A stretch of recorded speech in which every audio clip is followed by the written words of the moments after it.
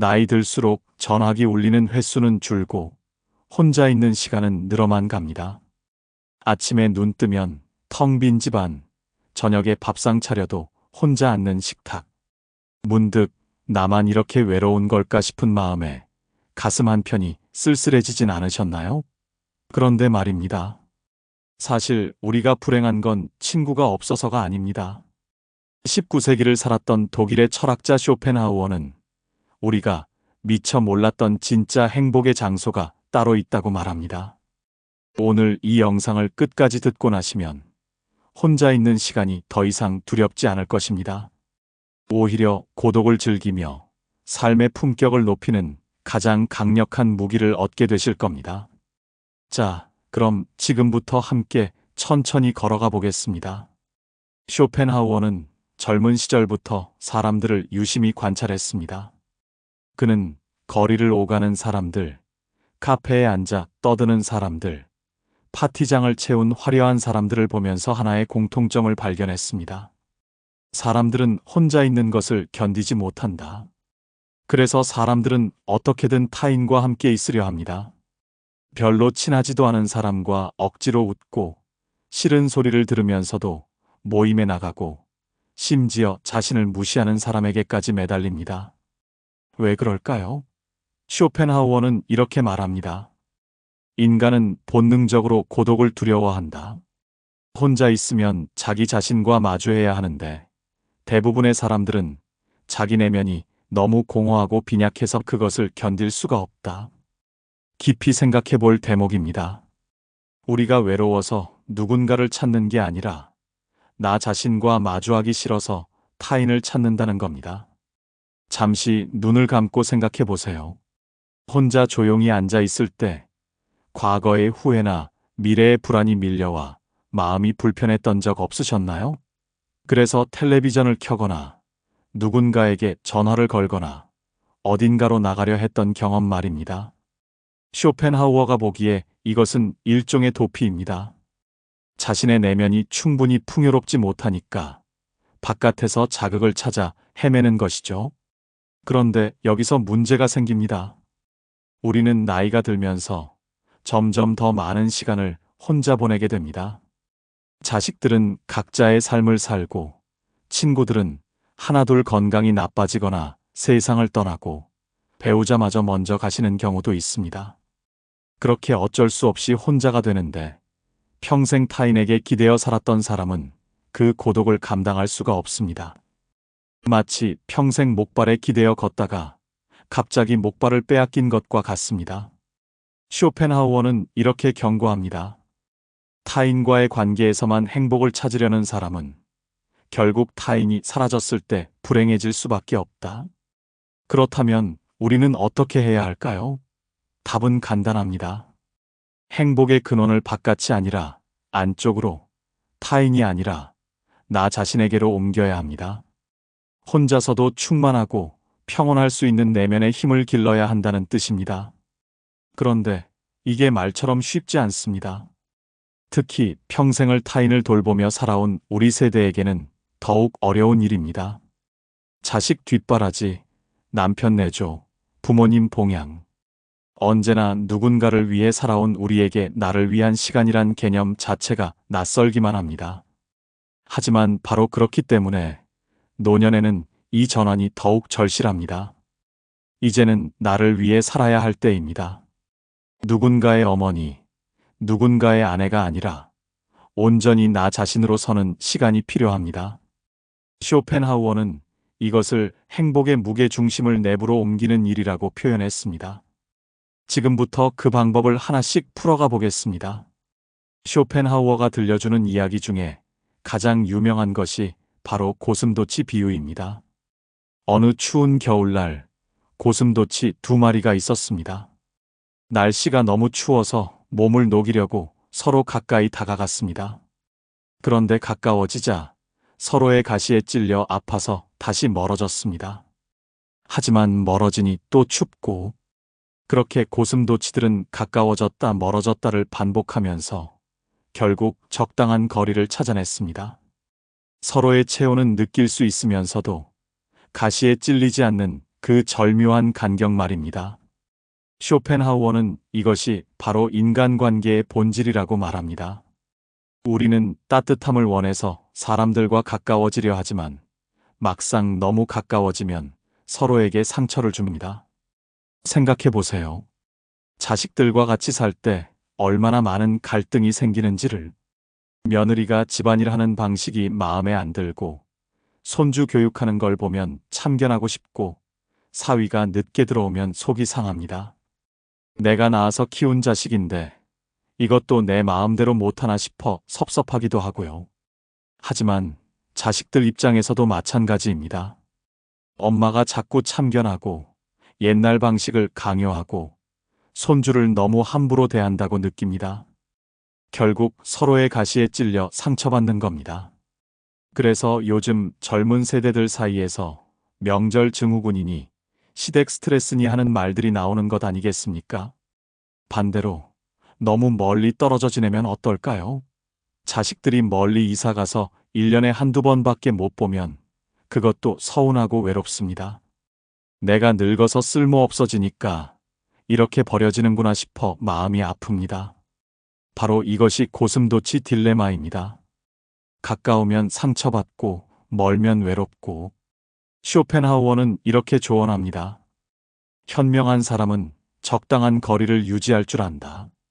너무 가깝지도 멀지도 않게 서로를 존중하면서도 각자의 공간을 지킬 수 있는 거리. 이게 노년의 인간관계에서 가장 중요한 지혜입니다. 특히 자식들과의 관계에서 그렇습니다. 깊게 숨을 들이마시고 내뱉으며 이 문장을 느껴보세요. 사랑한다는 것은 집착하는 게 아니라 자유를 주는 것이다.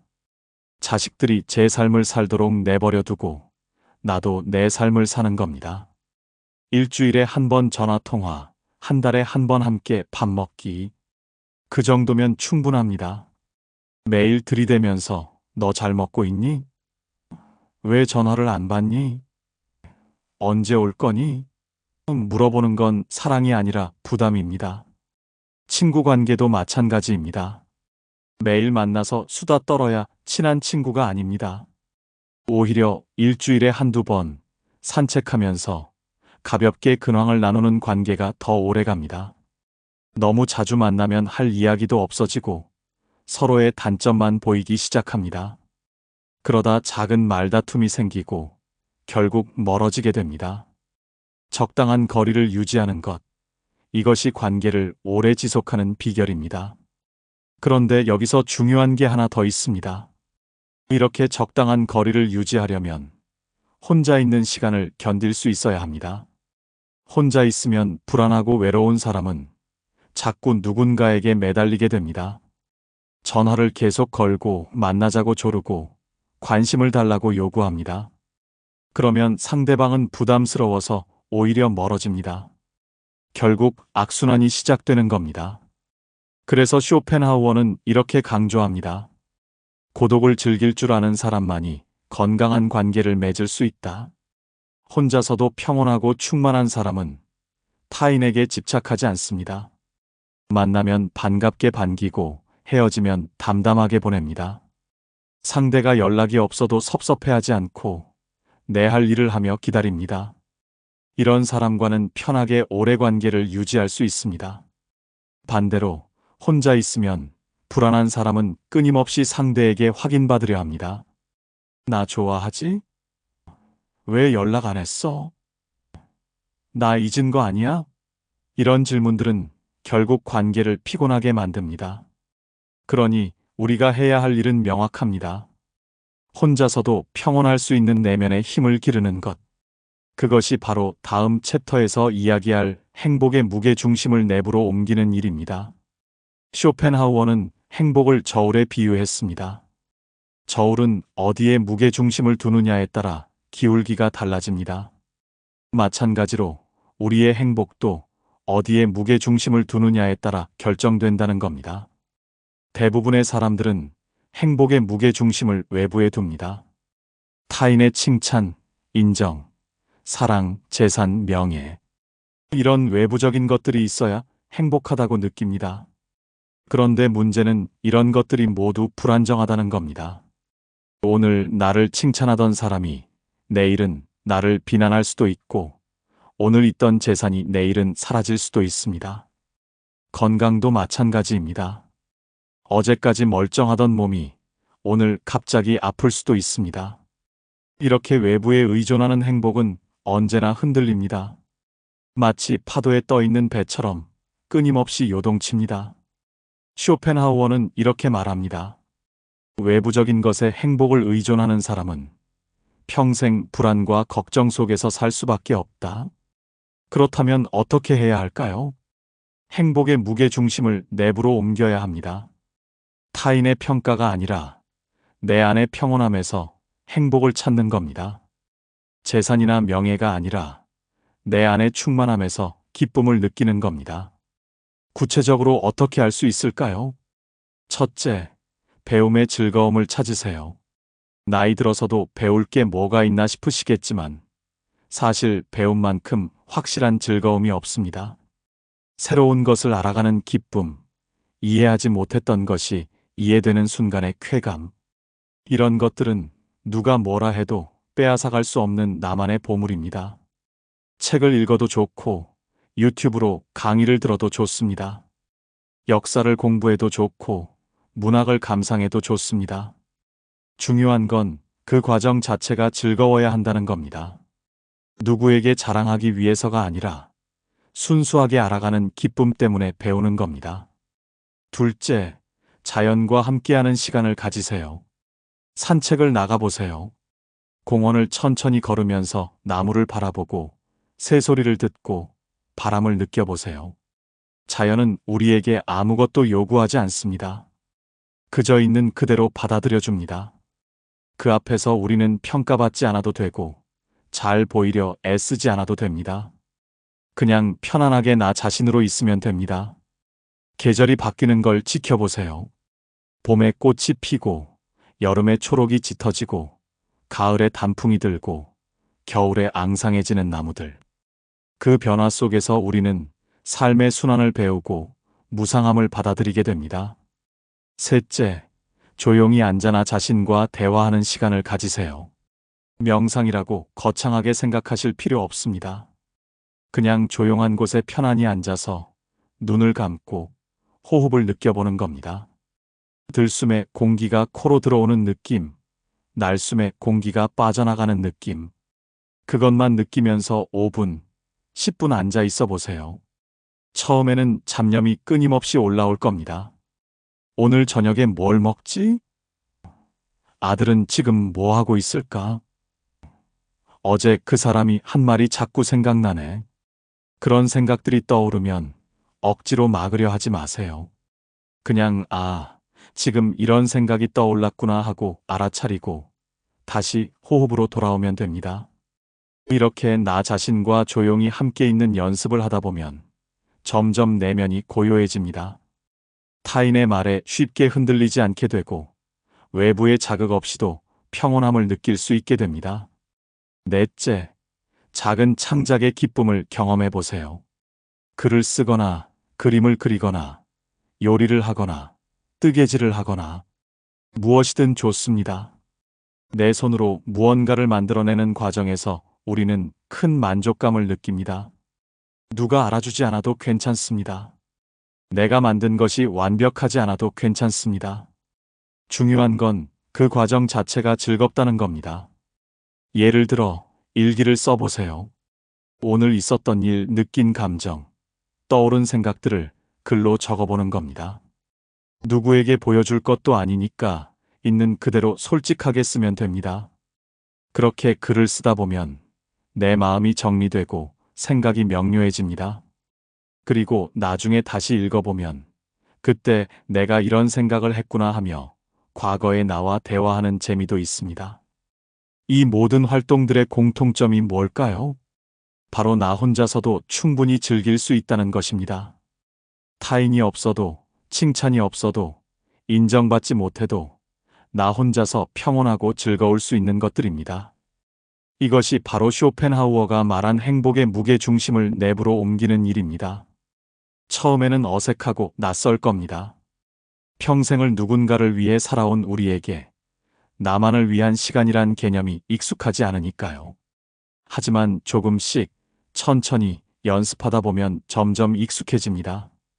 그리고 어느 순간 혼자 있는 시간이 더 이상 외롭지 않고 오히려 소중하게 느껴질 겁니다.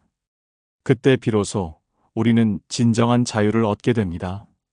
타인의 평가에 흔들리지 않는 자유, 외로움에 지배당하지 않는 자유, 나 자신으로 온전히 존재할 수 있는 자유. 쇼펜하우어는 대담하게 이렇게 말했습니다. 고독을 사랑하는 능력은 그 사람의 정신적 수준을 보여주는 척도다. 다시 말해, 혼자 있어도 평온한 사람은 내면이 풍요로운 사람이고, 혼자 있으면 불안한 사람은 내면이 빈약한 사람이라는 겁니다. 조금 가혹하게 들릴 수도 있습니다. 하지만 곰곰이 생각해보면 일리가 있습니다. 내면에 생각할 거리가 많고, 즐길 거리가 많고, 음미할 거리가 많은 사람은 혼자 있어도 지루하지 않습니다. 책 한 권을 읽어도 깊이 생각하고, 산책을 나가도 자연을 음미하고, 조용히 앉아 있어도 사색을 즐깁니다. 반면, 내면이 텅 빈 사람은 혼자 있으면 할 게 없습니다. 자꾸 휴대폰을 들여다보고, 텔레비전을 켜고, 누군가에게 전화를 걸어야 합니다. 외부의 자극이 없으면 견딜 수가 없는 겁니다. 역사 속 위대한 인물들을 보세요. 그들 대부분은 고독을 즐긴 사람들이었습니다. 아인슈타인은 혼자 산책하며 우주의 원리를 생각했고, 베토벤은 귀가 들리지 않는 고독 속에서 불멸의 음악을 작곡했습니다. 우리나라의 다산 정약용 선생도 마찬가지입니다. 18년간 유배 생활을 하면서 가족과 떨어져 외로운 시간을 보냈지만 그 고독한 시간 동안 500여 권의 책을 저술했습니다. 만약 다산 선생이 고독을 견디지 못하고 매일 술을 마시며 시간을 낭비했다면 우리는 그 위대한 학문적 업적을 볼 수 없었을 겁니다. 고독은 그에게 저주가 아니라 축복이었습니다. 외부의 소음으로부터 벗어나 오롯이 자신의 생각에 집중할 수 있는 귀중한 시간이었던 겁니다. 물론 우리가 다산 선생처럼 책을 쓸 필요는 없습니다. 하지만 이 원리는 똑같이 적용됩니다. 고독한 시간을 어떻게 보내느냐가 우리 삶의 질을 결정합니다. 혼자 있는 시간을 불평하며 텔레비전만 보면서 보낼 수도 있고, 책을 읽고 생각하며 내면을 풍요롭게 만들 수도 있습니다. 어느 쪽을 선택하느냐는 오롯이 우리의 몫입니다. 쇼펜하우어는 또 이렇게 말합니다. 어리석은 사람들은 혼자 있으면 무료함을 느끼지만 지혜로운 사람들은 혼자 있을 때 비로소 자유로움을 느낀다. 생각해 보세요. 타인과 함께 있을 때는 어쩔 수 없이 신경 쓸 게 많습니다.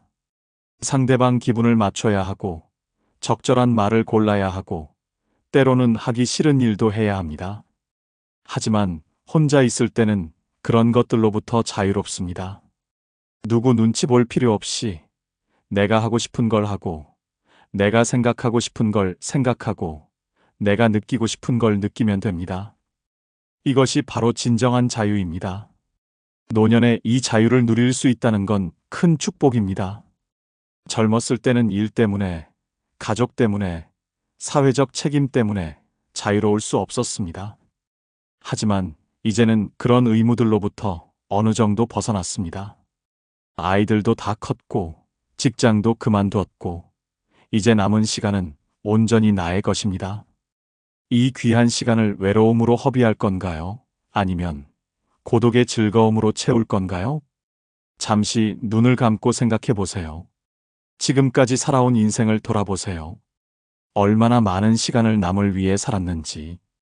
자식 키우느라, 돈 벌느라, 집안 돌보느라. 이제는 나를 위해 살 시간입니다.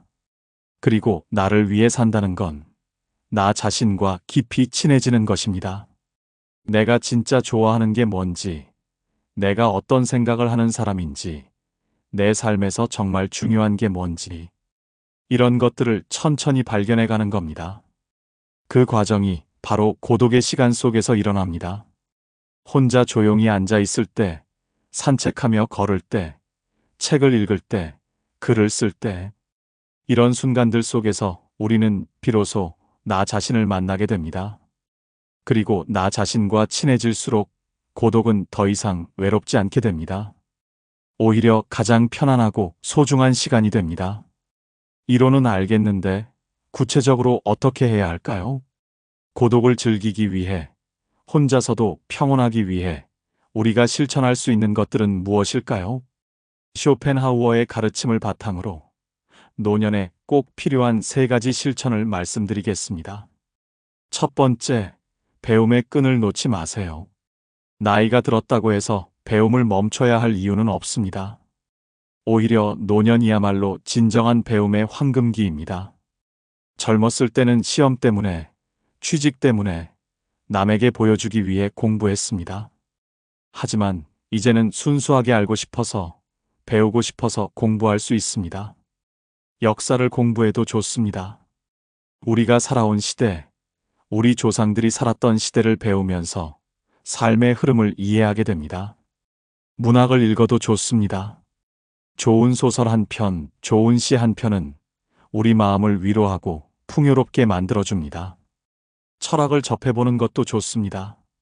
쇼펜하우어뿐만 아니라 공자, 노자, 장자 같은 동양 철학도 있고 소크라테스, 플라톤 같은 서양 철학도 있습니다. 이런 지혜로운 사람들의 생각을 배우면서 우리도 삶을 더 깊이 이해하게 됩니다. 요즘은 유튜브에 좋은 강의들이 많습니다. 도서관에 가면 책도 무료로 빌려볼 수 있습니다. 배우고 싶은 마음만 있으면 얼마든지 배울 수 있는 시대입니다. 중요한 건 꾸준함입니다. 하루에 30분이라도 좋으니 매일 무언가를 배우는 시간을 가지세요. 그렇게 하루하루 쌓이다 보면 1년 후에는 놀라운 변화를 경험하게 될 겁니다. 머리도 맑아지고 대화할 거리도 많아지고 무엇보다 삶이 지루하지 않게 됩니다. 두 번째, 몸을 움직이는 즐거움을 찾으세요. 나이가 들수록 몸을 움직이는 게 귀찮아집니다. 집에만 있으려고 하고 소파에 앉아 텔레비전만 보게 됩니다. 하지만 이건 정말 위험합니다. 몸을 안 움직이면 근육이 빠지고 관절이 굳고 건강이 나빠집니다. 그러면 더욱 움직이기 싫어지는 악순환이 시작됩니다. 반대로 몸을 규칙적으로 움직이면 건강도 좋아지고 기분도 좋아집니다. 운동을 하면 우리 뇌에서 엔도르핀이라는 행복 호르몬이 나옵니다. 그래서 운동 후에는 기분이 상쾌하고 마음이 편안해집니다. 거창한 운동이 아니어도 됩니다. 매일 30분씩 동네를 산책하는 것만으로도 충분합니다. 걸으면서 주변 풍경을 보고 계절의 변화를 느끼고 이웃들과 인사를 나누세요. 가능하다면 맨손 체조나 스트레칭을 하는 것도 좋습니다. 유튜브에 시니어를 위한 운동 영상들이 많이 있습니다. 집에서 따라하기 쉬운 것들이니 하루에 10분이라도 해보세요. 또는 취미로 할 수 있는 활동을 찾아보세요. 게이트볼, 배드민턴, 수영, 등산, 무엇이든 좋습니다. 몸을 움직이면서 즐거움을 느낄 수 있는 것을 찾으세요. 그렇게 규칙적으로 몸을 움직이다 보면 건강도 좋아지고 자신감도 생깁니다. 나이 들었어도 아직 할 수 있구나 하는 성취감을 느낄 수 있습니다. 그리고 무엇보다 혼자서도 충분히 즐길 수 있는 활동이라는 게 중요합니다. 산책은 혼자 해도 좋고, 체조도 혼자 할 수 있고, 등산도 혼자 다녀올 수 있습니다. 물론 누군가와 함께하면 더 즐겁겠지만 혼자서도 충분히 가능합니다. 세 번째, 자신과의 대화 시간을 가지세요. 우리는 평생 바깥을 향해 살아왔습니다. 자식들이 어떻게 하고 있는지, 남들이 나를 어떻게 생각하는지, 세상이 어떻게 돌아가는지 항상 바깥에 관심을 두고 살았습니다. 이제는 안쪽을 들여다볼 시간입니다. 내 마음이 지금 어떤지, 내가 진짜 원하는 게 뭔지, 내 삶에서 정말 중요한 게 뭔지, 이런 것들을 천천히 돌아보는 겁니다. 방법은 간단합니다. 하루에 10분이라도 좋으니 조용히 앉아 있는 시간을 가지세요. 아침에 일어나서 차 한 잔 마시면서 또는 저녁에 잠들기 전에 눈을 감고 깊게 숨을 들이마시고 내쉬면서 내 몸의 감각을 느껴보세요. 발이 바닥에 닿은 느낌, 등이 의자에 기댄 느낌, 공기가 코로 들어왔다 나가는 느낌. 그냥 있는 그대로 느끼는 겁니다. 생각이 떠오르면 그것도 알아차리세요. 아, 지금 내일 일정에 대한 걱정이 떠올랐구나. 아, 지금 어제 있었던 일에 대한 후회가 떠올랐구나. 그렇게 알아차리고 다시 호흡으로 돌아오면 됩니다. 이렇게 연습하다 보면 점점 내 마음이 보이기 시작합니다. 내가 어떤 생각을 자주 하는지, 어떤 감정을 자주 느끼는지, 무엇이 나를 불안하게 만드는지, 이런 것들을 알아차리게 됩니다. 그러면 그것들을 조금씩 내려놓을 수 있게 됩니다. 아, 나는 자꾸 자식들 걱정을 하는구나. 하지만 자식들도 이제 다 컸는데 내가 계속 걱정한다고 달라지는 건 없지. 아, 나는 남들의 시선을 많이 신경 쓰는구나. 하지만 사실 남들은 나한테 그렇게 관심이 없어. 내가 혼자 신경 쓰는 거지. 이렇게 깨닫고 나면 조금씩 자유로워집니다. 불필요한 걱정과 집착에서 벗어나게 됩니다. 일기를 쓰는 것도 좋은 방법입니다. 오늘 있었던 일, 느낀 감정, 떠오른 생각을 글로 적어보세요. 누구에게 보여줄 것도 아니니 솔직하게 쓰면 됩니다. 그렇게 글을 쓰다 보면 내 마음이 정리되고 생각이 명료해집니다. 그리고 나중에 다시 읽어보면 그때 내가 이런 생각을 했구나 하며 과거의 나와 대화하는 재미도 있습니다. 이 세 가지 실천 배움, 몸 움직이기, 자신과의 대화은 모두 혼자서도 할 수 있는 것들입니다. 누군가가 옆에 없어도, 누구의 도움이 없어도 나 혼자 충분히 할 수 있습니다. 그리고 이것들을 꾸준히 실천하다 보면 어느새 혼자 있는 시간이 편안해집니다. 외롭지 않고 불안하지 않고 오히려 평온하고 충만해집니다. 쇼펜하우어는 외로움 롤리너스과 고독 살러투드를 구분했습니다. 외로움은 혼자 있는 게 싫은데 어쩔 수 없이 혼자 있는 상태입니다. 마음은 타인을 갈구하는데 현실은 혼자인 상태. 이건 괴롭습니다. 반면 고독은 혼자 있는 걸 선택하고 즐기는 상태입니다. 타인과 함께 있을 수도 있지만 혼자 있는 시간을 더 소중하게 여기는 것. 이건 축복입니다. 우리 모두의 목표는 외로움에서 고독으로 전환하는 것입니다. 처음에는 혼자 있는 게 외로웠을 겁니다. 자식들이 떠나고 친구들이 바빠지고 배우자가 먼저 가시고 그 빈자리가 너무 크게 느껴져서 가슴이 텅 빈 것 같았을 겁니다. 하지만 조금씩 천천히 우리는 그 빈자리를 채워갈 수 있습니다. 책으로, 산책으로, 사색으로, 작은 즐거움들로. 그렇게 내면을 채우다 보면 어느 순간 깨닫게 됩니다. 아, 나는 혼자서도 괜찮구나. 혼자 있는 시간이 외롭지 않고 오히려 편안하구나. 누군가가 옆에 없어도 나는 충분히 행복할 수 있구나. 이 깨달음이 오는 순간 우리는 진정한 자유를 얻게 됩니다. 더 이상 타인의 사랑이나 인정에 의존하지 않아도 됩니다. 누군가가 나를 좋아해주면 감사하고 좋아하지 않아도 괜찮습니다. 누군가가 나를 인정해주면 기쁘고 인정하지 않아도 상관없습니다. 왜냐하면 내 행복의 근원이 바깥이 아니라 안쪽에 있기 때문입니다.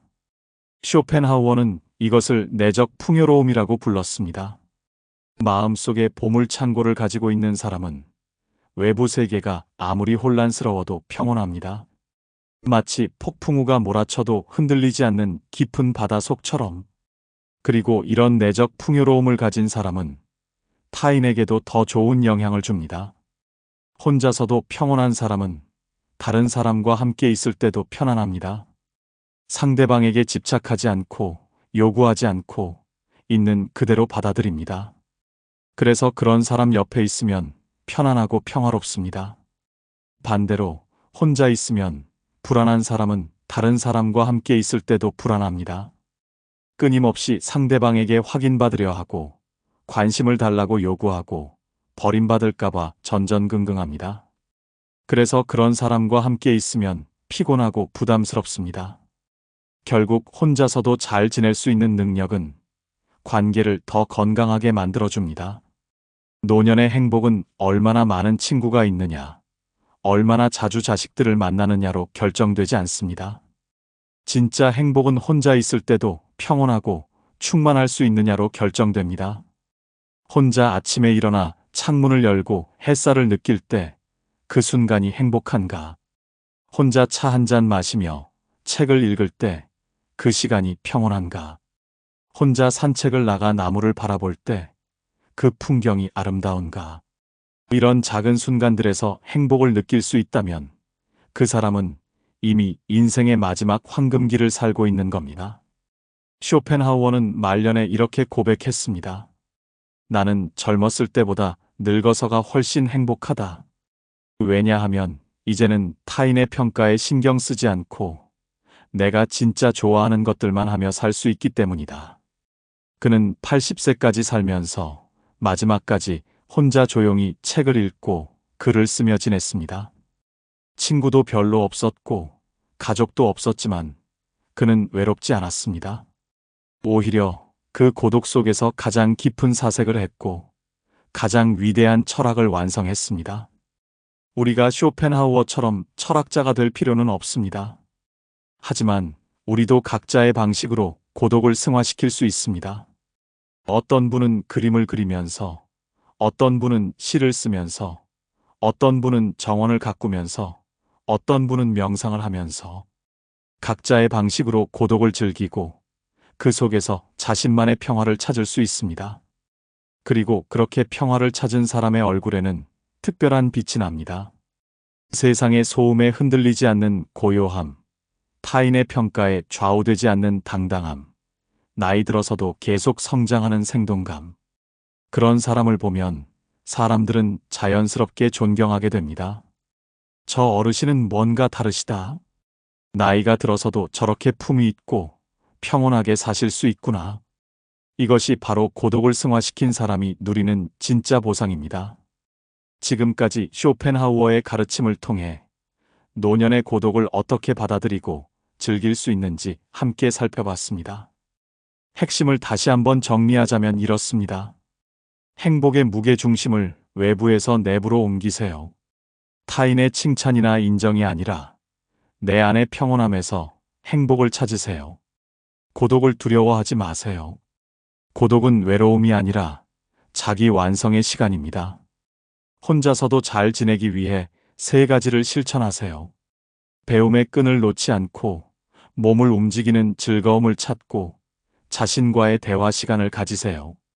그렇게 하다 보면 어느새 혼자 있는 시간이 더 이상 외롭지 않고 오히려 소중하게 느껴질 것입니다. 노년의 행복은 누구와 함께 있느냐가 아니라 혼자 무엇을 하느냐에 달려 있습니다. 지금 이 순간부터 나를 위한 시간을 만들어 보세요. 작은 것부터 시작하면 됩니다. 오늘 저녁 조용히 앉아 차 한 잔 마시며 창밖을 바라보는 것. 내일 아침 30분 일찍 일어나 동네를 천천히 산책하는 것. 모레부터 매일 10분씩 책을 읽거나 일기를 쓰는 것. 이렇게 작은 실천들이 쌓여서 결국 우리 삶을 바꿉니다. 그리고 1년 후, 5년 후 돌아보면 놀라운 변화를 발견하게 될 것입니다. 아, 나는 이제 혼자서도 충분히 행복하구나. 고독이 더 이상 두렵지 않고 오히려 감사하구나. 그때 비로소 우리는 인생의 마지막 황금기를 진정으로 누리게 됩니다. 깊게 숨을 들이마시고 내쉬며 이 순간을 느껴보세요. 지금 이 순간, 혼자 이 영상을 듣고 있는 이 시간도 충분히 소중하고 의미 있습니다. 누군가 옆에 없어도 괜찮습니다. 나 자신과 함께 있는 이 시간이 가장 평온하고 아름다운 시간입니다. 오늘 영상이 여러분께 작은 위로와 용기가 되었기를 바랍니다. 이 채널에서는 앞으로도 인생의 지혜와 마음의 평안을 찾는 이야기들을 계속 들려드릴 예정입니다. 혼자서도 행복하게 살아가는 방법, 나이 들어도 품위 있게 사는 법, 마음의 평화를 지키는 철학. 이런 소중한 이야기들을 놓치지 않으시려면 구독 버튼을 꼭 눌러주세요. 그리고 옆에 계신 분들, 혼자 계시는 친구분들께도 이 영상을 나눠주시면 좋겠습니다. 함께 듣고 나누면 그 위로가 더 깊어질 테니까요. 여러분 모두 평안하시고 행복하시길 진심으로 기원합니다. 감사합니다.